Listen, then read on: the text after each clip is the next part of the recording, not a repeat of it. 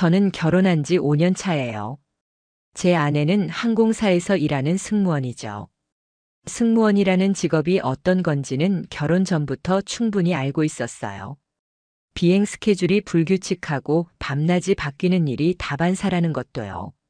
저는 9시 출근, 6시 퇴근하는 평범한 회사원이었기 때문에 오히려 생활 리듬이 다른 게 서로에게 숨쉴 공간을 줄 수 있다고 생각했습니다. 실제로 처음 몇 년은 괜찮았어요. 아내가 장거리 비행을 마치고 돌아오면 며칠은 푹 쉬면서 집에서 시간을 보냈고, 저도 그 시간에 맞춰서 집에 일찍 들어가려고 노력했죠. 주말에 함께 장을 보러 가거나 동네 카페에서 차를 마시는 게 저희 부부만의 작은 행복이었습니다. 아내는 비행이 없는 날엔 정말 집순이 같았어요. 집만큼 편한 곳이 없다는 말을 입에 달고 살았거든요. 그런데 이상한 변화가 시작된 건 작년 가을쯤이었어요. 처음엔 너무 사소해서 신경도 안 썼습니다. 비행이 없는 날인데 아침 일찍 외출하더니 점심때쯤 들어오는 날이 생겼거든요. 동기들이랑 브런치 먹었어라든가 내일 샵 갔다 왔어 같은 말이었죠. 별로 이상할 게 없었어요. 친구들 만나는 건 당연한 거니까요. 하지만 그게 한 달에 한두 번이 아니라 거의 매주 반복되기 시작했습니다. 비행이 없는 날이 한 달에 고작 6일 정도밖에 안 되는데 그중 4~5번은 집에 없었어요. 평일 낮 시간대가 대부분이었죠. 오늘 스케줄 없으니까 푹 쉬어야겠다고 말해놓고는 오전에 나가서 저녁 무렵에 돌아오는 패턴이 반복됐습니다. 처음엔 그냥 바쁘게 사는 거겠거니 했어요. 그런데 뭔가 찝찝한 느낌이 계속 남아 있었습니다. 아내가 돌아왔을 때 표정이나 말투는 평소와 다를 게 없었는데 왠지 모르게 어딘가 다른 느낌이었달까요? 설명하기 어려운 그런 위화감이었어요.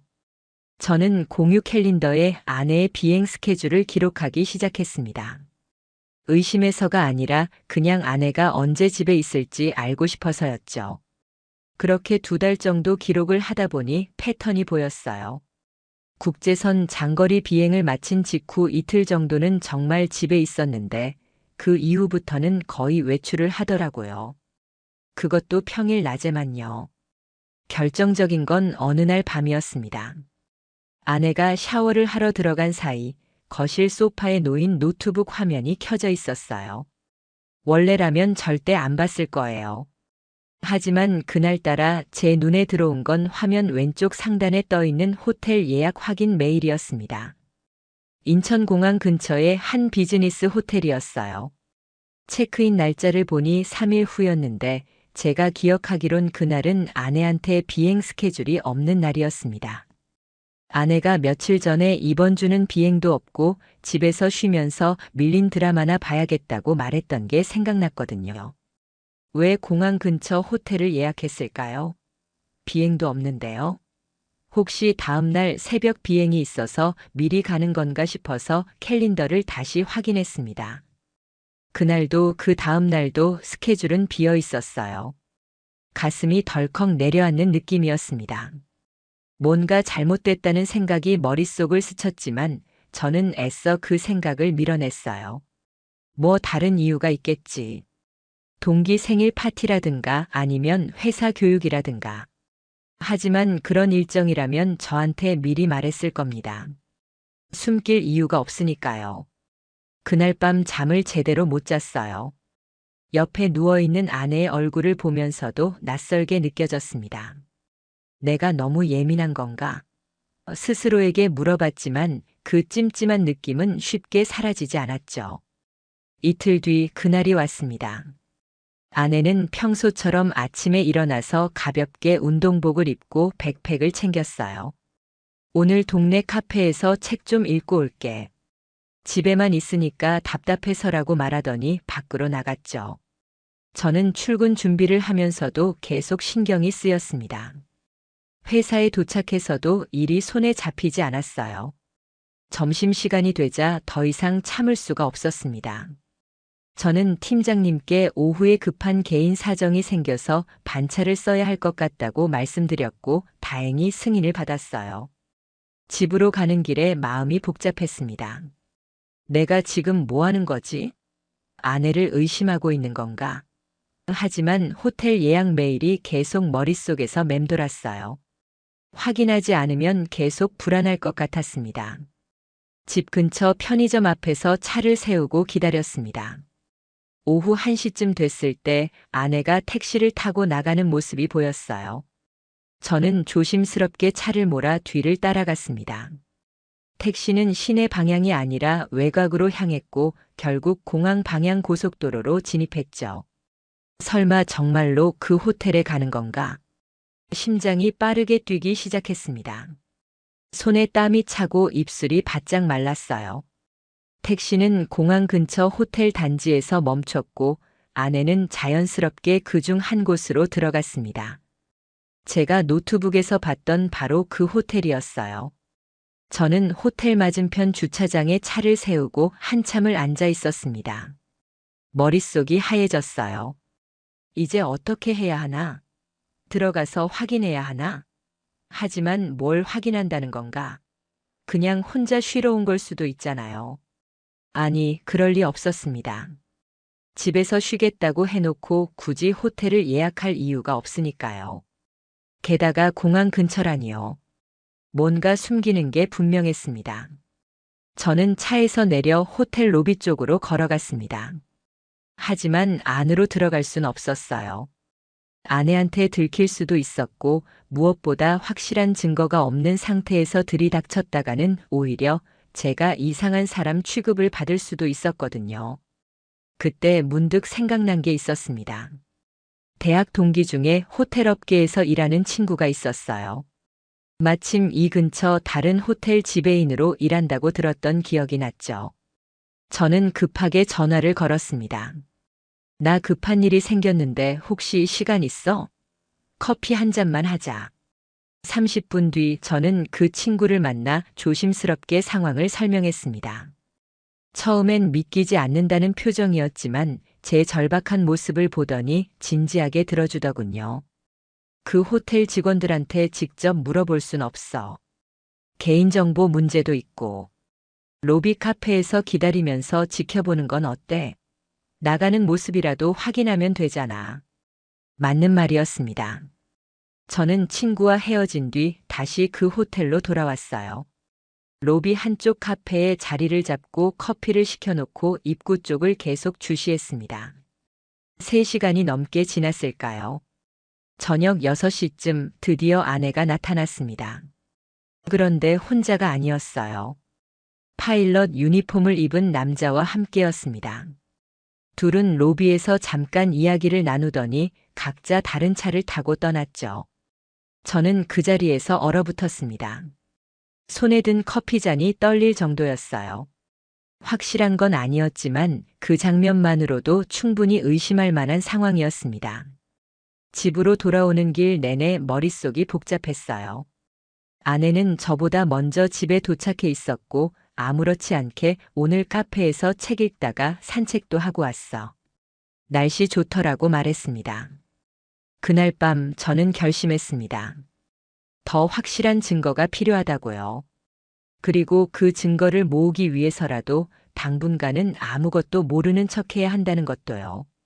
그날 이후 저는 평소처럼 행동하려고 노력했습니다.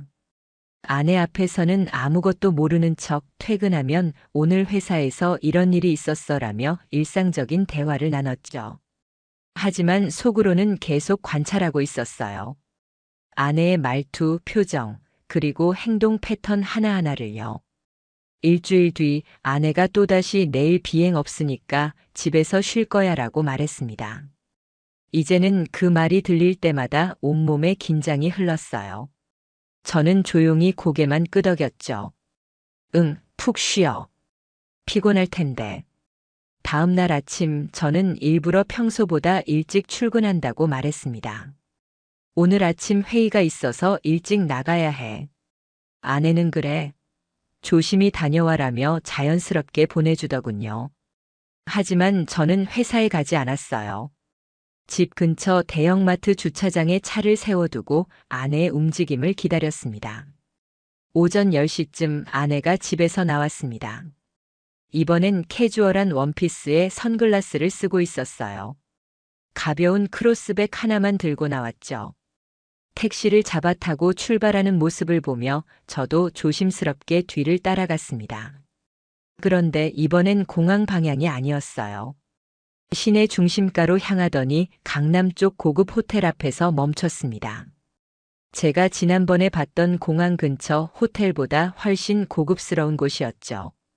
아내는 익숙한 듯 로비로 들어갔고 저는 맞은편 카페에 자리를 잡았습니다. 이번엔 오래 기다리지 않았어요. 20분쯤 지났을 때 그 파일럿이 나타났습니다.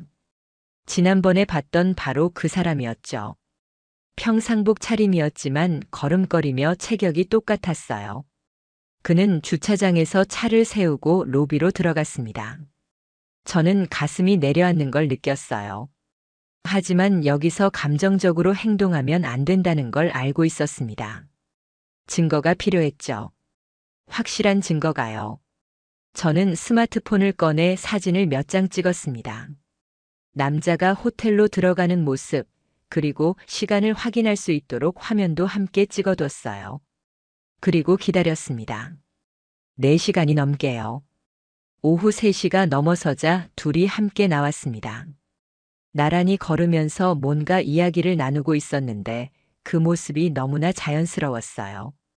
마치 오래 알고 지낸 사이처럼요. 로비 입구 근처에서 잠깐 멈춰 서더니 남자가 아내의 어깨에 손을 올렸습니다. 순간적이었지만 분명히 봤어요. 저는 그 장면을 동영상으로 남겼습니다. 손이 떨렸지만 최대한 흔들리지 않게 찍으려고 노력했죠. 둘은 각자 다른 방향으로 헤어졌고 아내는 다시 택시를 타고 집으로 향했습니다. 저는 한동안 그 자리에 앉아 있었어요. 머릿속이 복잡했습니다. 이제 어떻게 해야 하나? 바로 따져 물어야 하나? 아니면 더 확실한 증거를 모아야 하나? 집으로 돌아가니 아내는 이미 도착해 있었습니다. 일찍 왔네. 회의 금방 끝났어? 아내가 밝게 웃으며 물었어요. 응, 생각보다 빨리 끝나서. 저는 평소처럼 대답했지만 목소리가 떨리지 않도록 조심해야 했습니다. 저녁을 먹으면서도 아내는 아무렇지 않게 행동했어요. 오늘 집에서 드라마 정주행했어. 요즘 재밌는 거 많더라. 거짓말이 너무나 자연스럽게 나오더군요. 저는 고개만 끄덕이며 밥을 먹었습니다. 그날 밤 저는 잠들지 못하고 스마트폰으로 찍어둔 사진과 영상을 반복해서 봤어요. 분명한 증거였지만 이것만으로는 부족했습니다. 변호사를 만나려면 더 확실한 자료가 필요하다는 걸 인터넷 검색을 통해 알게 됐거든요. 며칠 뒤 저는 다른 방법을 생각해냈습니다. 아내의 스마트워치였죠. 아내는 건강 관리를 위해 애플워치를 항상 차고 다녔는데 그게 제 아이폰과 패밀리 공유로 연결돼 있었어요. 위치 정보와 활동 기록을 확인할 수 있었던 거죠. 저는 아내 몰래 지난 한 달간의 위치 기록을 살펴봤습니다. 그리고 놀라운 사실을 발견했어요. 아내가 집에서 쉰다고 했던 날들의 위치 기록을 보니 대부분 강남이나 공항 근처 호텔 주변에 고정돼 있었습니다. 심지어 체류 시간까지 확인할 수 있었어요. 짧게는 2시간, 길게는 5시간씩 같은 장소에 머물렀더군요. 더 충격적인 건 심박수 기록이었습니다. 평소엔 분당 70회 정도인데 그 시간대엔 120에서 140까지 올라가 있었어요. 격렬한 운동을 했거나 아니면 저는 더 이상 생각하고 싶지 않았습니다. 저는 그 모든 데이터를 스크린샷으로 저장했어요. 날짜별로 정리해서 별도 폴더에 넣어뒀죠. 그리고 법률 상담을 받기로 결심했습니다. 다음 날 점심시간 저는 회사 근처 법률사무소를 찾아갔습니다. 상담 변호사는 제가 가져간 자료들을 꼼꼼히 살펴보더니 말했어요. 호텔 출입 사진, 위치 기록, 심박수 데이터. 이 정도면 정황 증거로는 충분합니다. 하지만 더 확실한 게 있으면 좋겠네요. 예를 들어 메시지 기록이나 통화 내역 같은 것들요. 그건 어떻게 확보하나요? 제가 묻자 변호사는 신중하게 대답했습니다. 합법적인 방법으로만 가능합니다. 예를 들어 통신사에 정보 공개 청구를 하거나 혹은 상대방이 자발적으로 제공하는 경우죠. 불법적인 방법으로 얻은 증거는 법정에서 인정받지 못할 수 있습니다. 저는 고개를 끄덕였어요. 일단 지금 가진 자료로 소송 준비를 시작할 수 있나요? 네, 가능합니다. 상간자 손해배상 청구와 이혼 소송을 함께 진행할 수 있어요. 다만 상대방이 누구인지 특정해야 합니다. 항공사 파일럿인 건 확실한데 이름이나 신원을 어떻게 알아내죠? 제가 묻자 변호사는 잠시 생각하더니 말했습니다. 부인께서 근무하는 항공사에 같이 비행한 기록이 있을 겁니다. 항공사 측에 정보 공개를 요청할 수 있어요. 법적 절차를 밟으면 제공받을 수 있습니다. 상담을 마치고 나오는 길에 저는 복잡한 심정이었습니다. 이제 정말 돌이킬 수 없는 강을 건너는 거구나 싶었죠. 하지만 더 이상 속을 수는 없었어요. 그날 저녁 아내가 또다시 말했습니다. 나 내일 비행 스케줄 있어. 오후에 출발이야. 저는 담담하게 대답했어요. 그래. 조심히 다녀와. 하지만 속으로는 확인하기로 마음먹었습니다. 다음 날 저는 아내의 대학 동기 중 항공사 승무원 스케줄 팀에서 일하는 사람에게 연락했어요. 결혼식에서 한 번 본 적이 있었거든요. 혹시 오늘 땡땡편 승무원 명단 확인할 수 있을까요? 아내가 탑승한다고 했는데 깜짝 선물을 준비하고 싶어서요. 잠시 후 돌아온 답변은 간단했습니다. 오늘 그 편에 부인분 이름 없는데요. 혹시 날짜를 잘못 아신 거 아닐까요? 그 순간 모든 게 명확해졌습니다. 아내는 지금도 거짓말을 하고 있었고 아마 그 남자를 만나러 가는 중이었겠죠. 저는 더 이상 참을 수 없었습니다. 이번엔 끝까지 확인하기로 했어요. 그리고 그 모든 증거를 모아서 법적으로 확실하게 처리하기로 결심했습니다. 저는 다시 변호사 사무소로 전화를 걸었습니다. 소송 진행하겠습니다. 필요한 서류 준비해 주세요. 변호사와의 상담 이후 저는 더 전략적으로 움직이기로 했습니다. 감정에 휘둘리지 않고 법적으로 유리한 위치를 확보하는 게 중요했거든요. 무엇보다 상대 남자의 신원을 정확히 파악해야 했어요. 저는 아내의 SNS 계정을 살펴보기 시작했습니다. 평소엔 별로 신경 쓰지 않았던 부분이었죠. 아내는 인스타그램을 자주 쓰는 편이었는데 주로 카페나 음식 사진을 올렸어요. 그런데 최근 몇 달간의 게시물을 유심히 보니 이상한 점이 있었습니다. 위치 태그가 붙은 사진들을 확인해 보니 제가 추적했던 호텔 근처 고급 레스토랑이나 카페가 여러 번 나왔어요. 혼자만의 시간 오늘의 브런치 같은 해시태그와 함께요. 하지만 사진 속 테이블에는 커피잔이 2개였습니다. 한 장은 각도상 누군가가 맞은편에 앉아 있다는 걸 알 수 있었죠. 더 주의 깊게 본 건 태그된 사람들이었습니다. 대부분 승무원 동기들이었지만 몇 개월 전부터 새로운 계정이 등장했어요. 프로필 사진은 비행기 조종석 사진이었고 아이디는 파일럿 스카이킹이었습니다. 게시물을 살펴보니 땡땡항공 소속 파일럿이라는 게 명확했어요. 업무 관련 사진들과 함께 해외 여러 도시의 풍경 사진이 올라와 있었거든요. 결정적인 건 댓글이었습니다. 아내가 올린 몇몇 사진에 그 계정이 댓글을 남겼더군요.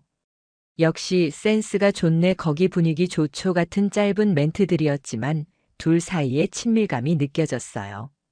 일반적인 동료 관계라면 쓰지 않을 말투였습니다. 저는 그 계정을 더 파고들었습니다. 팔로워 목록을 보니 땡땡항공 관련 계정들이 많았고 특히 아내의 동기 승무원들 중 몇몇이 팔로우하고 있었어요. 그중 한 명이 아내랑 친한 후배였습니다. 저도 몇 번 만난 적이 있는 사람이었죠. 저는 조심스럽게 그 후배에게 연락했습니다. 안녕하세요. 갑자기 연락해서 죄송한데 제가 아내 생일 선물로 비행 관련된 걸 준비하려고 하거든요. 혹시 같이 비행하시는 분들 중에 추천해 줄 만한 제품 아시는 분 있을까요? 후배는 친절하게 답장을 보내왔습니다. 아, 그러시면 저희 기장님들한테 여쭤보면 좋을 것 같은데요. 특히 김 기장님은 그런 거 잘 아세요. 그리고는 자연스럽게 그 파일럿의 실명을 알려줬습니다. 김태준 기장이라고요. 저는 곧바로 그 이름으로 검색했습니다. 항공사 공식 블로그에서 인터뷰 기사를 찾을 수 있었어요. 사진도 있었는데 제가 호텔에서 봤던 그 남자가 맞았어요. 하지만 더 충격적인 사실을 발견했습니다. 기사 하단에 아내와 두 아들과 함께 행복한 가정을 꾸리고 있다는 문구가 있었던 거죠. 그 사람도 기혼자였습니다. 순간 머리가 복잡해졌어요. 아내만 배신자가 아니라 상대 남자도 자기 가정을 배신하고 있었던 겁니다. 저는 곧바로 변호사에게 연락했습니다. 상대방 신원 파악했습니다. 그리고 그 사람도 기혼자예요. 변호사는 잠시 침묵하더니 말했습니다. 그렇다면 상대방 배우자도 피해자네요. 경우에 따라서는 공동소송을 진행할 수도 있습니다. 일단 더 확실한 증거를 확보하시고 그쪽 배우자에게도 알릴 필요가 있을 것 같은데요. 어떻게 연락하죠? 제가 묻자 변호사는 신중하게 답했습니다. 일단은 더 지켜보세요. 성급하게 움직이면 오히려 증거를 인멸할 수 있으니까요. 확실한 증거를 확보한 다음에 움직이는 게 좋습니다. 며칠 뒤 기회가 왔습니다. 아내가 이번 주말에 회사 동기들이랑 여행 간다고 말한 거예요. 1박 2일로 제주도에 간다고 했죠. 저는 그래, 재밌게 다녀와라고 말했지만 속으로는 의심하고 있었습니다. 아내가 출발하는 날 저는 몰래 짐을 확인했어요. 평소 친구들과 여행 갈 때와는 다른 점이 있었습니다. 평소라면 편한 운동복이나 청바지를 챙겼을 텐데 이번엔 원피스와 화장품이 많았어요. 마치 누군가를 만나러 가는 것처럼요. 저는 아내가 출발한 직후 제주도행 항공편을 검색했습니다. 그리고 항공사 마일리지 조회 시스템에 접속했어요. 부부는 마일리지를 공유할 수 있었기 때문에 아내의 탑승 기록을 볼 수 있었죠. 놀랍게도 아내 명의로 예약된 제주도행 항공권은 없었습니다. 대신 당일 오전 인천 출발 방콕행 항공권이 예약돼 있었어요. 그것도 2장이나요. 좌석 배치를 보니 나란히 앉는 자리였습니다. 가슴이 철렁 내려앉았어요. 제주도가 아니라 해외여행이었던 겁니다. 그것도 그 남자와 함께요. 저는 예약자 정보를 확인했습니다. 김태준. 바로 그 기장의 이름이었죠. 저는 즉시 스크린샷을 찍어뒀습니다. 예약 날짜, 좌석 번호, 출발 시간까지 전부요. 이건 결정적인 증거였어요. 단순히 업무상 만남이나 우연한 동행이 아니라 계획된 여행이었다는 증거였죠. 그날 저녁 아내에게서 카카오톡이 왔습니다. 제주도 날씨 좋다. 내일 오름 등산 가기로 했어. 거짓말이 너무나 자연스러웠어요. 저는 재밌게 놀아라고 답장을 보냈지만 손이 떨렸습니다. 저는 변호사에게 모든 자료를 전달했어요. 항공권 예약 내역, SNS 계정 정보, 위치 기록, 그리고 호텔에서 찍은 사진들까지요. 변호사는 이 정도면 충분합니다.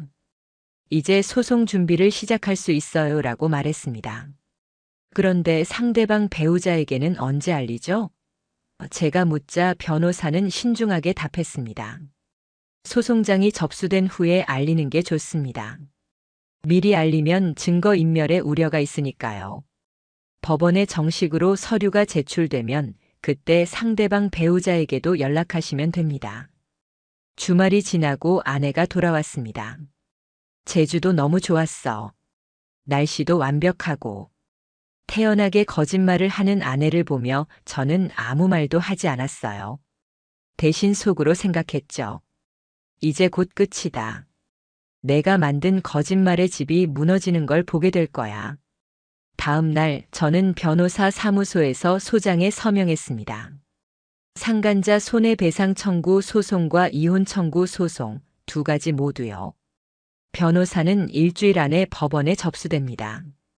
그 후 상대방들에게 송달되고 본격적인 절차가 시작될 겁니다라고 설명했어요. 저는 고개를 끄덕였습니다. 이제 정말 돌아갈 수 없는 강을 건넜구나 싶었죠. 하지만 후회는 없었어요. 오히려 마음 한편이 시원했습니다. 더 이상 속지 않아도 되니까요. 소장이 법원에 접수된 건 목요일 오전이었습니다. 변호사로부터 정식 접수 완료됐습니다.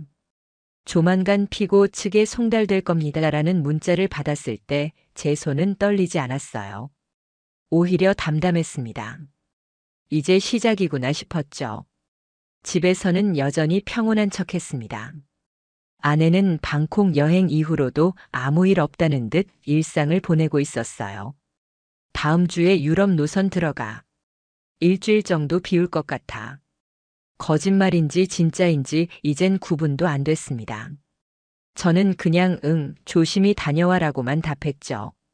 월요일 오후 변호사에게서 전화가 왔습니다. 피고인 김태준 씨 측에 소장이 송달됐습니다. 그리고 부인 측에도 이혼 청구 소장이 도달했을 거예요. 드디어 그들도 알게 된 거죠. 자신들의 행동이 법정으로 가게 됐다는 사실을요. 저는 변호사에게 물었습니다. 김태준 씨 부인에게는 어떻게 연락하면 될까요?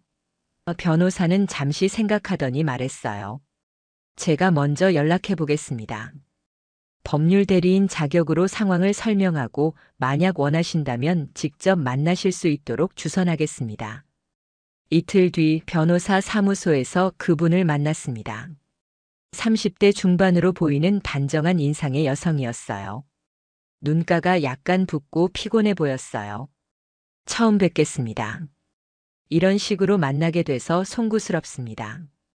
제가 먼저 인사하자 그분도 고개를 숙였어요. 저도요. 솔직히 믿고 싶지 않았는데 소장을 받고 나니 현실이 되더라고요. 우리는 서로의 증거를 공유했습니다. 저는 호텔 사진과 항공권 예약 내역, 위치 기록을 보여줬고 그분은 남편의 신용카드 내역서를 꺼내 보여줬어요. 이거 보세요. 제가 모르는 호텔 결제가 여러 건 있어요. 날짜를 보니 당신이 찍은 사진들이랑 정확히 일치하네요. 그분의 목소리는 떨리지 않았지만 손에 든 서류가 미세하게 흔들리고 있었습니다. 사실 작년부터 이상하다고 생각했어요. 비행 스케줄이 없는데도 집에 안 들어오는 날이 많았거든요. 회사 일이라고 했는데 이제 보니 전부 거짓말이었네요. 저는 조심스럽게 물었습니다. 혹시 남편분이 뭐라고 하던가요? 소장 받고 나서요.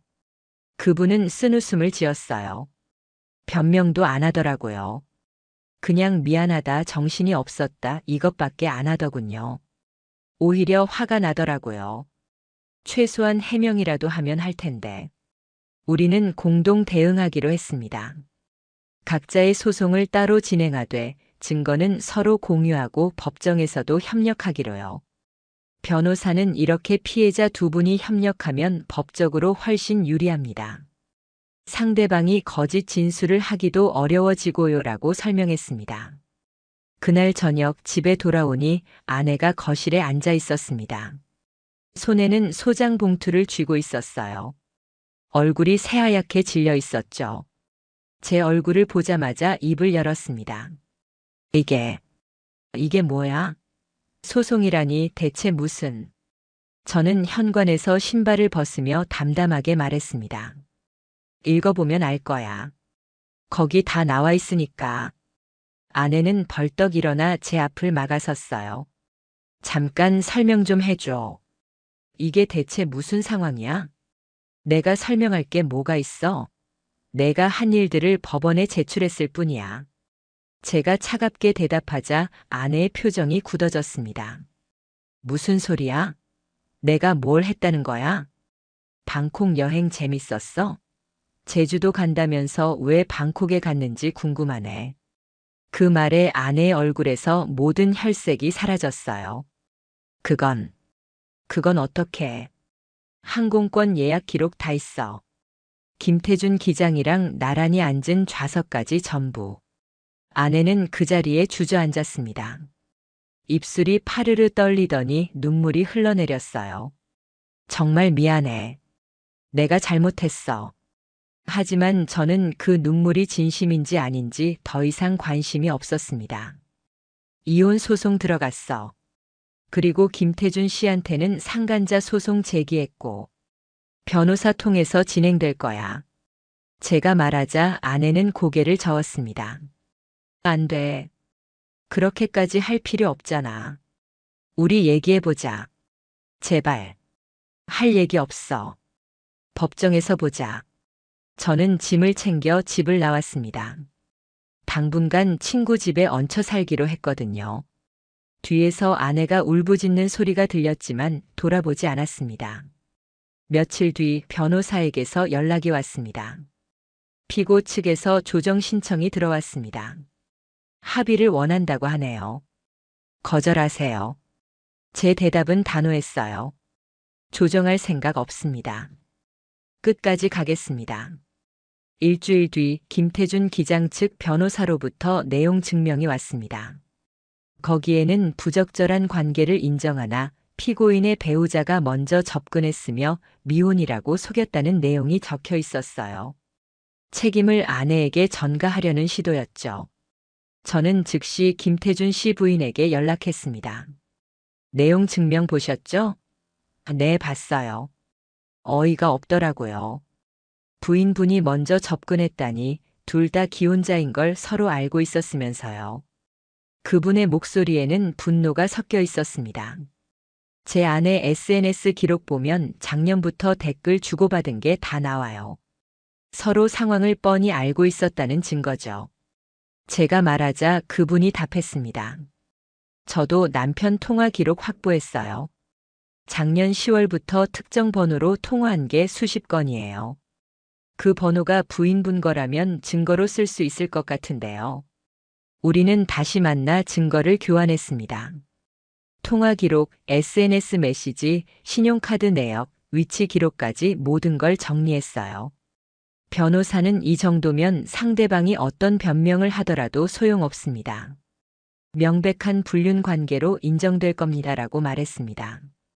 그 사이 아내는 계속 연락을 시도했습니다. 전화, 문자, 카카오톡까지 수십 통이 왔어요. 제발 한 번만 만나줘, 잘못했어, 용서해줘, 법정까지 가지 말자 하지만 저는 모두 무시했습니다. 변호사에게는 연락 오는 것들 전부 캡처해서 보관하세요. 나중에 증거로 쓸 수 있습니다라는 조언을 들었거든요. 한 달이 지나고 첫 번째 조정기일이 잡혔습니다. 법원에서 조정위원이 중재하는 자리였죠. 저는 변호사와 함께 법원에 갔고 아내도 변호사를 대동하고 나타났습니다. 복도에서 마주쳤을 때 아내는 제 눈을 똑바로 보지 못하더군요. 조정실에 들어가자 조정위원이 말했습니다. 양측의 주장을 들어보니 혼인관계가 파탄에 이른 것은 명백해 보입니다. 다만 이혼 조건에 대해서는 협의가 필요할 것 같은데요. 아내 측 변호사가 입을 열었어요.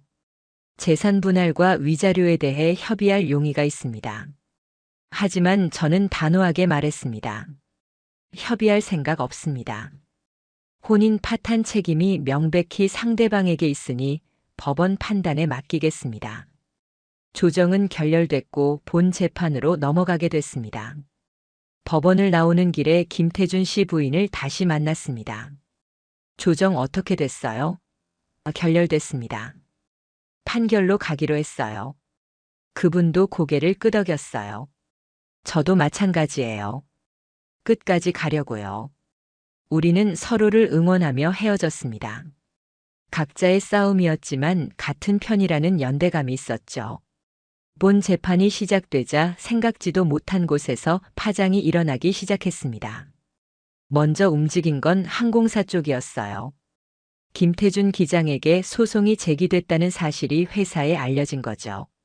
항공사는 이미지 관리에 민감할 수밖에 없는 업종이다 보니 즉각 내부 조사에 들어갔다고 합니다. 김태준 씨 부인에게서 연락이 왔어요. 남편이 회사에서 대기 발령 받았대요. 당분간 비행 못 들어간다고 하더라고요. 목소리에 씁쓸함이 묻어났습니다. 12년 쌓아온 경력이 한순간에 무너지는 거 보니까 속은 시원한데 또 한편으론 허무하네요. 제 아내 쪽도 마찬가지였습니다. 승무원 동기들 사이에서 소문이 퍼진 거예요. 저는 직접 알리지 않았지만 법원 소송은 공개 정보라 누군가 찾아봤던 것 같았습니다. 아내의 친한 후배에게서 조심스러운 연락이 왔어요. 소송 진행 중이시라는 거 들었는데 그게 사실인가요?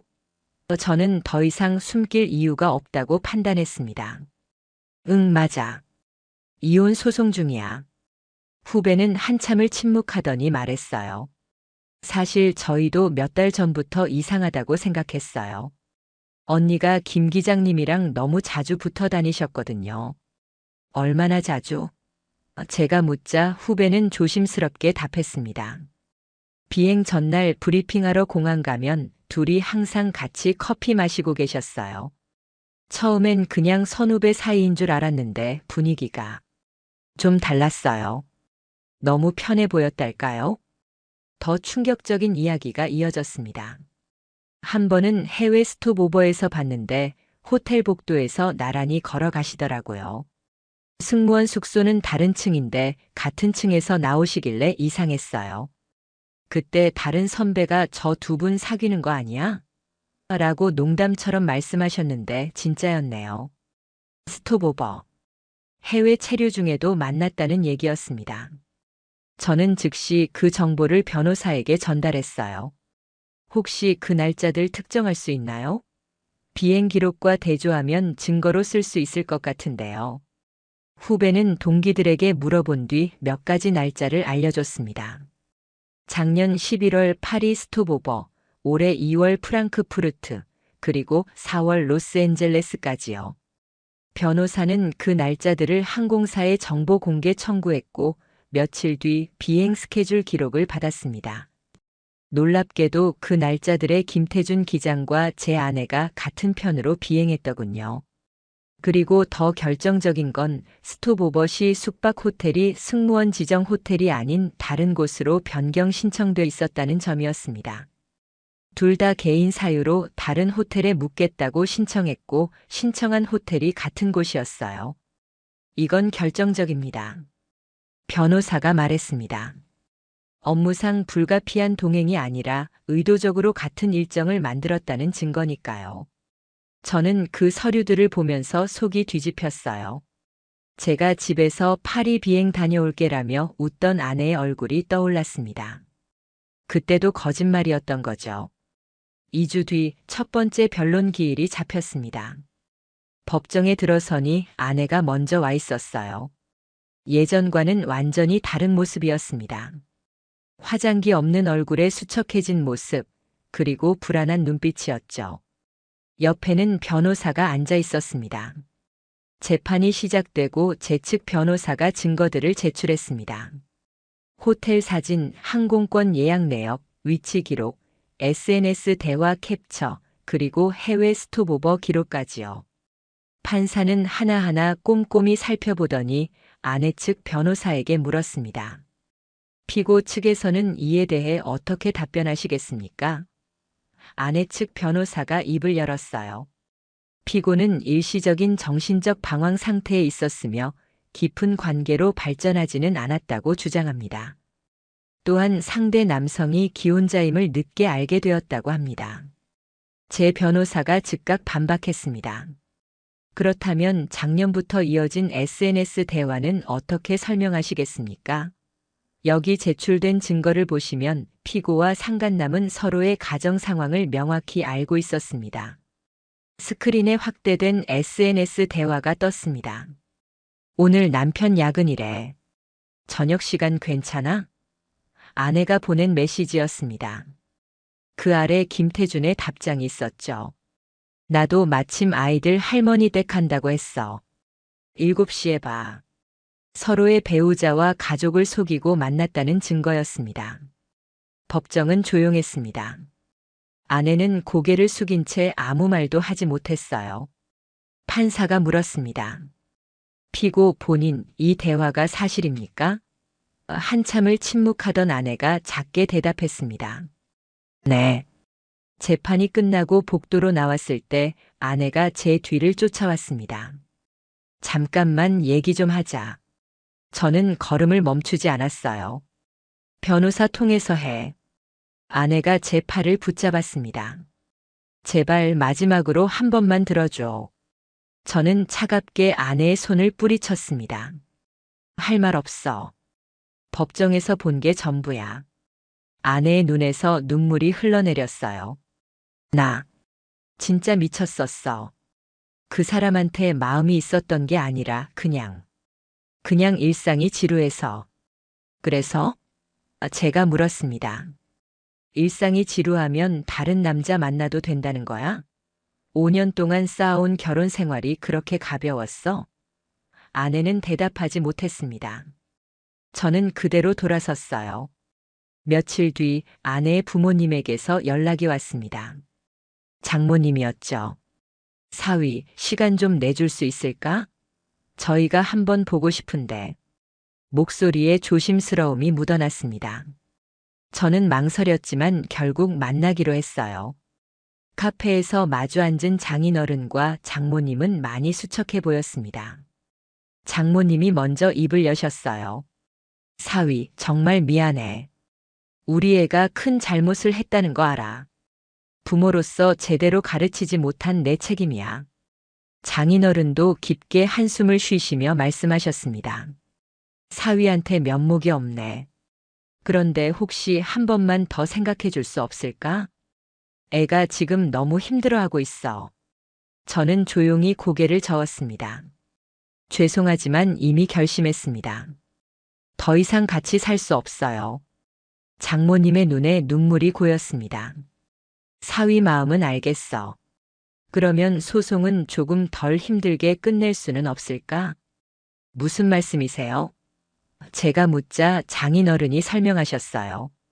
재산 분할이나 위자료 같은 건 최대한 양보하겠네. 그러니 협의 이혼으로 해주실 수 없겠어? 법정에서 계속 다투면 우리 애가 더 힘들어질 것 같아서. 저는 단호하게 대답했습니다.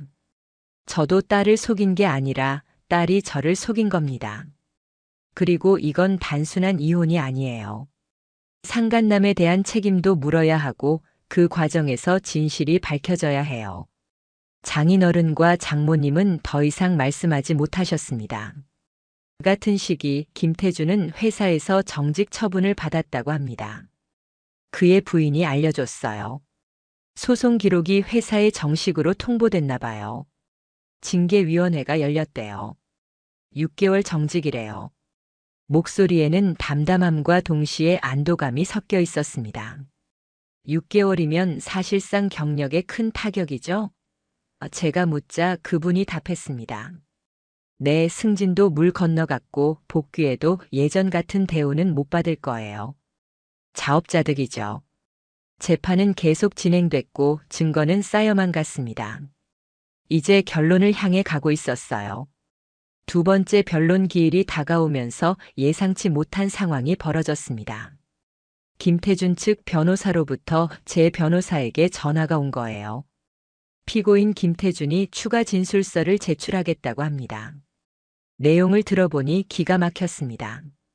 김태준은 진술서에서 상대 여성이 결혼 생활에 불만이 많다며 먼저 위로를 구했고 자신은 동료로서 조언을 해주다가 관계가 깊어졌다고 주장했어요. 심지어 상대 여성이 이혼 계획이 있다고 먼저 말했으며 자신은 그녀를 도와주려는 마음이었다는 황당한 변명까지 덧붙였더군요.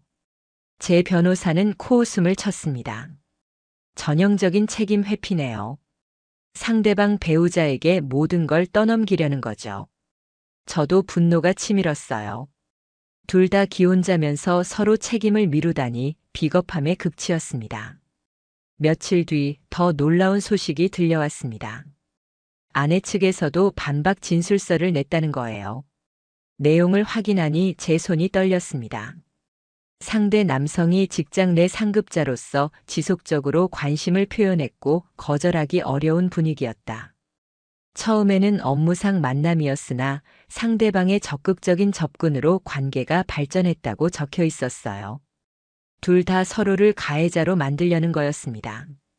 저는 즉시 김태준 씨 부인에게 연락했어요. 진술서 보셨죠? 네, 봤어요. 어이가 없더라고요. 서로 상대방 탓만 하네요. 그녀의 목소리에는 냉소가 섞여 있었습니다. 저희가 가진 증거들로 반박하면 되겠죠? 제가 묻자 그녀가 답했습니다. 당연하죠. 제가 남편 차에서 발견한 게 있어요. 블랙박스 메모리 카드요. 남편이 백업 안 한 줄 알았나 봐요. 거기에 뭐가 있는데요? 지난해 크리스마스 전날 영상이에요. 부인분을 호텔 앞까지 데려다 주는 장면이 찍혀 있어요. 차 안에서 대화하는 것도 녹음돼 있고요.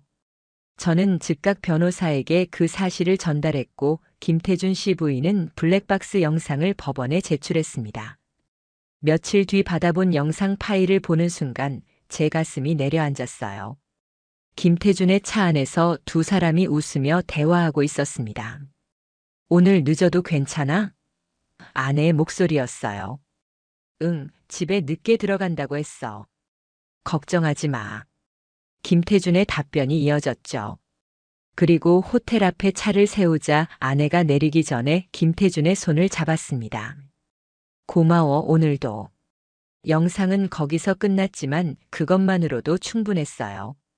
서로가 자발적이었다는 명백한 증거였으니까요. 누가 먼저 접근했든 둘 다 의도적으로 관계를 지속했다는 게 드러난 거죠. 세 번째 변론 기일, 법정 분위기는 전과 달랐습니다. 판사는 블랙박스 영상을 법정에서 재생했어요. 화면에 비친 두 사람의 모습을 보며 아내는 얼굴을 들 수 없었습니다. 판사가 물었습니다. 피고는 상대 남성의 강압적 접근 때문에 어쩔 수 없었다고 주장했습니다. 하지만 이 영상을 보면 전혀 그렇지 않아 보이는데 이에 대해 어떻게 설명하시겠습니까? 아내의 변호사가 입을 열려고 했지만 판사가 손을 들었습니다. 변호인이 아니라 피고 본인에게 묻는 겁니다. 아내는 한참을 침묵하다가 작은 목소리로 말했어요. 제 잘못입니다. 그 순간 법정에 정적이 흘렀습니다. 판사가 다시 물었어요. 그렇다면 이전 진술은 사실이 아니었다는 말입니까? 아내는 고개만 끄덕였습니다. 말로는 하지 못하더군요. 재판이 끝나고 복도에서 김태준을 마주쳤습니다. 그는 저를 보자 시선을 피했어요. 옆에 있던 그의 부인이 냉정하게 말했습니다. 법정에서 봤죠? 당신 혼자만 피해자인 척하더니 결국 들통났네요. 김태준은 아무 말도 하지 못했습니다. 그저 고개만 숙인 채 서 있었죠. 저는 그 모습을 보며 한심함을 느꼈어요. 자기가 한 일에 대한 책임은 지지 않으면서 다른 사람 탓만 하려던 비겁한 인간이었습니다. 일주일 뒤 항공사 쪽에서 추가 조치가 나왔다는 소식을 들었습니다. 김태준은 정직에서 해고로 징계가 격상됐다고 해요. 법정에서 진실이 드러나면서 회사 입장에서도 더 이상 감싸줄 수 없었던 거죠. 그의 부인이 말했습니다. 이제 파일럿으로는 다시 일할 수 없을 거예요. 업계가 좁아서 소문이 다 퍼졌거든요. 제 아내도 마찬가지였습니다.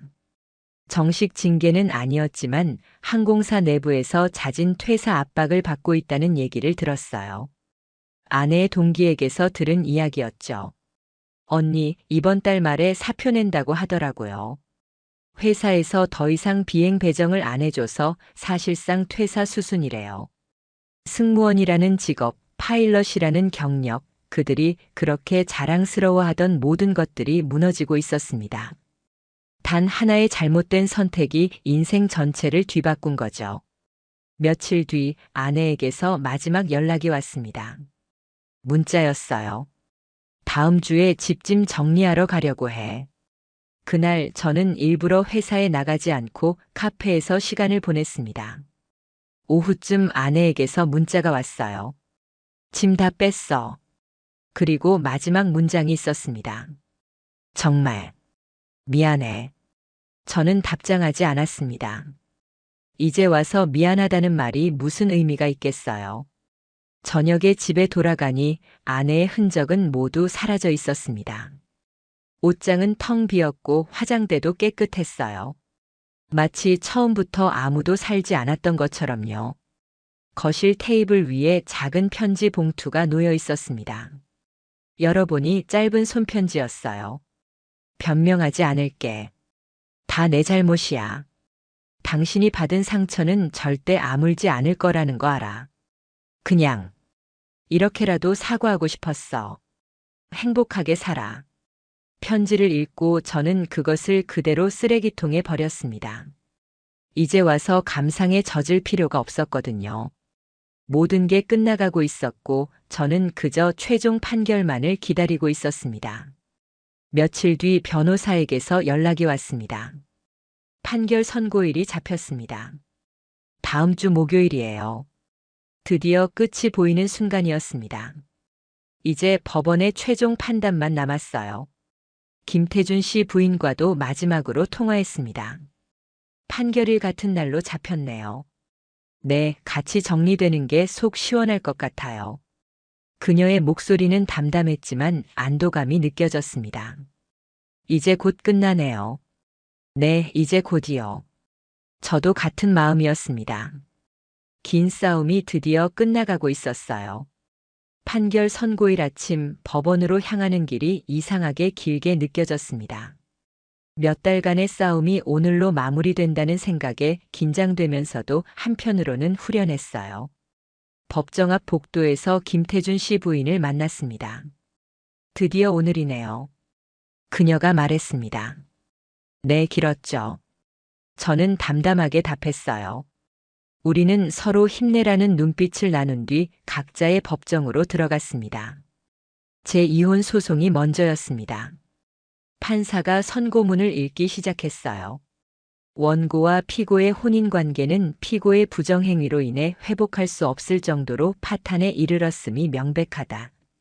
따라서 원고의 이혼 청구를 인용한다. 이어서 재산 분할에 대한 판결이 나왔습니다. 혼인 파탄의 책임이 전적으로 피고에게 있으므로 재산 분할 비율은 원고 70%, 피고 30%로 한다. 또한 피고는 원고에게 위자료 5천만 원을 지급하라. 아내는 고개를 숙인 채 아무 말도 하지 못했습니다. 옆에 앉은 변호사가 뭔가 속삭였지만 아내는 반응하지 않더군요. 저는 그 모습을 담담하게 지켜봤어요. 법정을 나와 복도에서 기다리니 김태준의 상간자 소송 판결도 끝났다는 연락이 왔습니다. 그의 부인에게서 온 문자였어요. 위자료 3천만 원 나왔어요. 판사가 기혼자로서 다른 사람의 가정을 파탄시킨 중대한 불법 행위라고 명시했대요. 두 소송 모두 승소였습니다. 하지만 이상하게 기쁨보다는 허무함이 먼저 밀려왔어요. 이 모든 게 과연 무엇을 위한 것이었을까? 그저 배신당한 사실을 법적으로 확인받았을 뿐인데 마음의 상처까지 치유된 건 아니었으니까요. 며칠 뒤 변호사로부터 최종 정리 서류를 받았습니다. 이제 강제 집행만 신청하시면 됩니다. 상대방이 위자료를 지급하지 않을 경우를 대비해서요. 저는 고개를 끄덕였어요. 알겠습니다.